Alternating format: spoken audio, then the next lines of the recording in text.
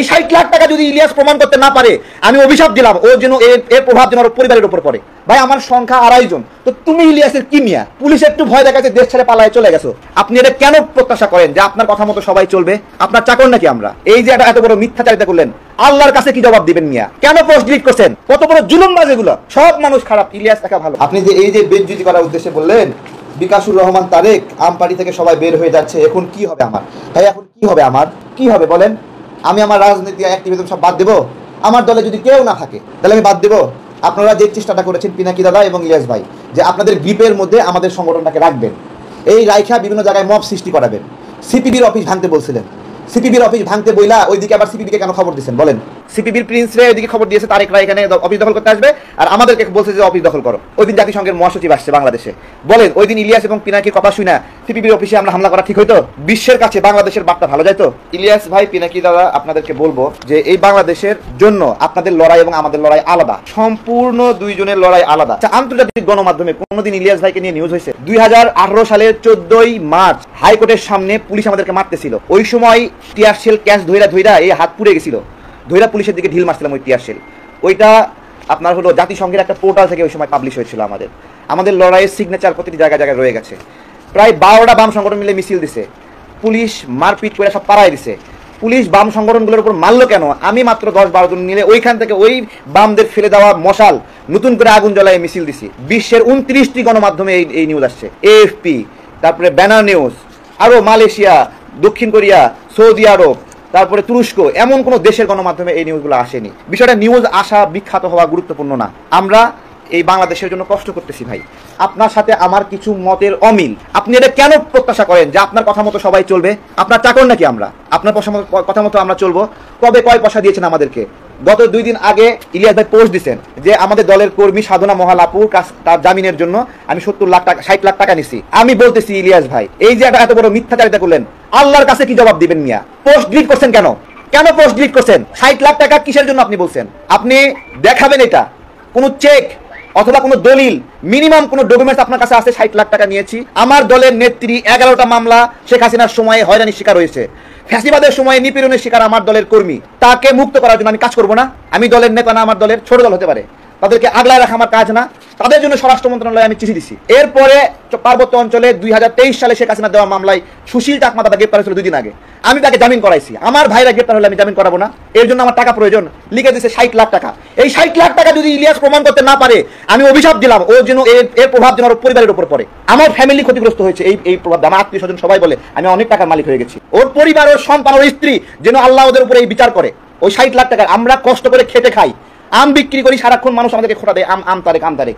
মধু বিক্রি করছি, বলছে মধু তারেক, এগুলো বলতেছি। আমার আম্মা অনেক ধনী মানুষ, আমার বাবা অনেক ধনী মানুষ, আমার শ্বশুর অনেক ধনী মানুষ, আমার পৈতৃক আমাদের বাড়ি হলো 3টা বাড়ি আমাদের, এগুলো বাপের করা আমাদের। আমার বাপ ফকির না, তারপরেও আমি নিজে গায়ে গতরে খাটি, এটা আমার নিজস্ব, যে আমি 2 কেজি মধু বিক্রি করি, আমি নিজে বিক্রি করি। আমার শ্বশুরের 5তলা বিল্ডিং এবং তার কয়েক কোটি টাকার ব্যবসা। এই যে গণঅভ্যুত্থানের মধ্যে ইলিয়াস কয় টাকা ক্ষতিগ্রস্ত হয়েছে, ওর কি কারণে এনেছে, শেখ হাসিনা কি কারণে এনেছে? এই যে দেখেন, প্রায় কোটি খানিক টাকার সম্পদের ব্যবসা পুরা বুলডোজার দিয়ে শেখ হাসিনা ঘুরাই দিছে।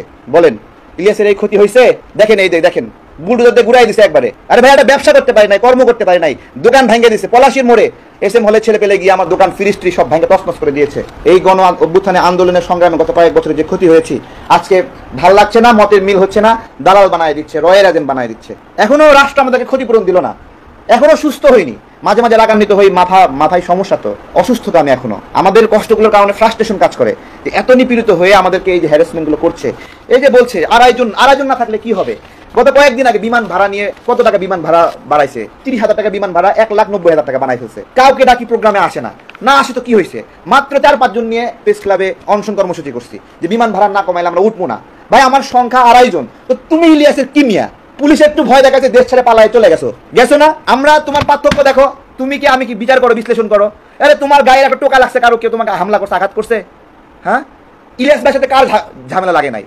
ইলিয়াস সাথে জ্যাকব মিল্টনের ঝামেলা লাগছে, এম রহমান মাসুম ঝামেলা লাগছে, টিটো রহমানের ঝামেলা লাগছে, কার ঝামেলা লাগে নাই? আজকে এর সাথে ভালো সম্পর্ক প্রশংসা করতেছে, কালকে ওর সাথে ভালো সম্পর্ক প্রশংসা করতেছে, কালকে একটু মতের অমিল হলে তাকে রয়ের দালাল বানা দিচ্ছে। আরে ভাই, তাহের ভাইকে তুমি রয়ের দালাল বানাই দিচ্ছ কেন? তাহের ভাই গণ অভ্যুত্থানের মধ্যে আমার সঙ্গে জেলে ছিল, আমরা এরকম করে ধরে পা মেসেজ করছি, বুড়া মানুষ, পাটা ফুলে গেছে নির্যাতনে, হাঁটতে পারতেছে না, আদর যত্ন করছে ওখানে। উনিও যখনই খারাপ লাগতো আমাদের কাছে আসতো। একটা মানুষ এত নিপীড়নের শিকার হচ্ছে, তাকে রয়ের দালাল বানাই দিচ্ছে। কত বড় জুলুমবাজ এগুলো। এদেশে নিপীড়িত মানুষগুলোকে রয়ে দালাল বানায় দিচ্ছে, সবগুলোকে, সব মানুষ খারাপ, ইলিয়াস একা ভালো। বলতেছে আমার সঙ্গে 2.5 জন মানুষ নাই। আরে 2.5 জন মানুষ কি? 2018 সালের কোটা আন্দোলনের ফলে এদেশে লক্ষ লক্ষ যুবক উপকৃত হয়েছে। এটা এই উদ্যোগ কার ছিল? 18 সালে আমি পড়তাম কুমিল্লা বিশ্ববিদ্যালয়ে, ঢাকা বিশ্ববিদ্যালয়ে ছাত্র পরিচয় দিয়ে ঢাকা বিশ্ববিদ্যালয়ে ঢুকছি। আমাকে দেখে সবাই পালায় যেত, এই পারে কাছে, এখান থেকে পারে সাথে হাঁটলে ছাত্রলীগ মারবে। তারপরে ওইখানে ঢুইকা টিভি রুমে, গেস্ট রুমে, তারপর রিডিং রুমে ঢুকে সবাইকে বলছি যে কোটা নিয়ে আমাদের সমস্যা আছে, সবাই আসো। তখনও নূর, রাশেদ, ফারুক কেউ আমার সাথে নাই, একা একা ঘুরতাম পাগলের মতো। আমি একটা পাগল। এই পাগল থেকে তো 18 সালে এই লিফলেট নিয়ে ঘুরতাম।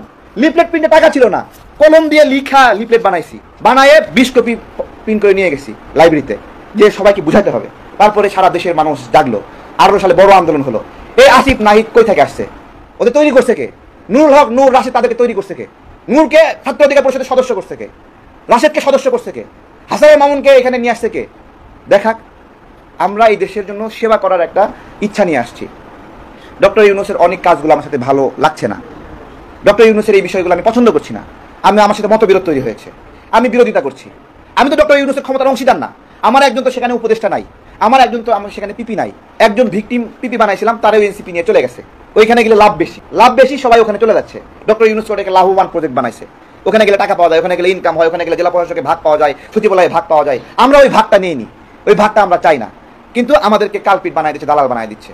এইটা তো হওয়ার কথা ছিল না।